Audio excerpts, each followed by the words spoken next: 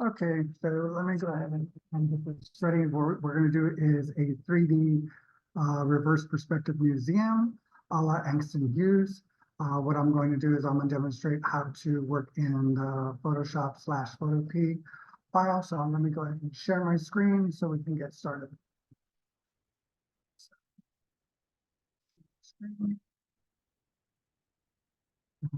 This is the Photopea file that'll open up. Right now, this is the walls. This is what we're generally going to do is we're going to be placing the pictures so that it fits perspectively onto these walls that we will then cut out. You also are going to need to have a top and bottom, which is going to be the floor and the ceiling lights. For this layer, you don't need to do anything but print it out so that you can cut it out and put it together with the other layers as well. And when we go back to the walls, you're not touching this layer. What the layer you are touching is this layer here, which has the same exact layout. 1 through 3 is on the left-hand side. This is your center picture, and then you have 5, 6, 7 on the right-hand side. So to replace these, what we're going to do is these are called smart objects or smart layers. When you double click on the layer, it allows it to open up and you have the frame here and the picture here. So we're going to go File, Open, and Place. And this allows you to then place your file. And when you place your file, you're going to size it so that it takes advantage of the space. And using your rules of thirds, how you want it to then look. So I like the way this looks here. I'm going to go ahead and click on Control S to save the file. It's saving my smart object. And when I close it, I can then go back to this picture where it's all been replaced. So it's replaced not only here in the frame files, it's placed more importantly on the wall. So now it's the first picture on the wall. Now to speed this up, I actually went through and I replaced all of these as well. All I have to do is now save them and close it, save and close,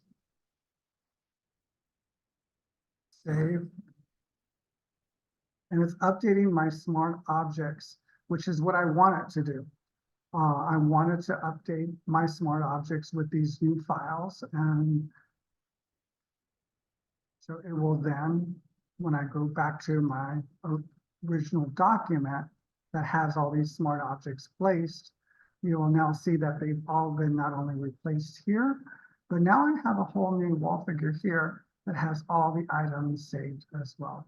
So we want to make sure that this is what we're doing. We're replacing all of our images so that we can then customize it to what we want. We want to make sure that, have it kind of relatable, how the pictures relate across the walls or how you want them to relate within here, within a wall.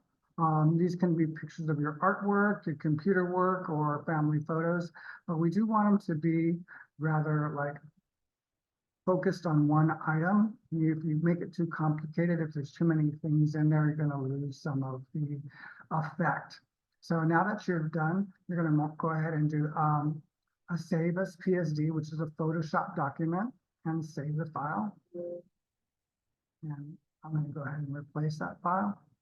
And then you're also going to then go File, Export as PDF.